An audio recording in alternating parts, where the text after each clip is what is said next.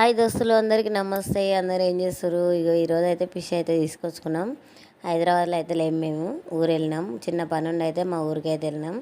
ఇంకా అందుకని చెప్పి మేమైతే అక్కడ చెరువులో పట్టిన చేపలు ఉంటాయి కదా, అక్కడైతే ఫ్రెష్గా ఉంటాయని చెప్పి ఇగో బతుకున్న చేపనైతే ఒకటి తీసుకొచ్చినాం ఆయన.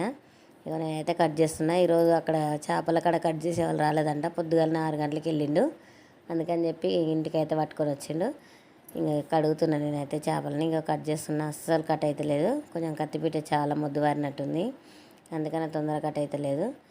నాకైతే చాలా టైం పట్టింది ఇది చేసే వరకే. ఇంక ఇంటికి వెళ్ళినాం కదా అని చెప్పేసి ఇంకా కట్టెల పొయ్యి మీద అయితే చేపల కూర వండినా. ఎందుకంటే మనకి ఇక్కడ వండుకోవడానికి అవకాశం ఉండదు కదా కట్టెల పొయ్యి మీద.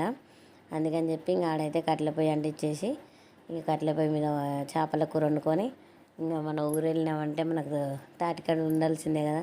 అందుకని మా ఆయన అయితే తాటికాయలు తీసుకొచ్చిండు 200 పెట్టి పెద్ద బాటిల్లో.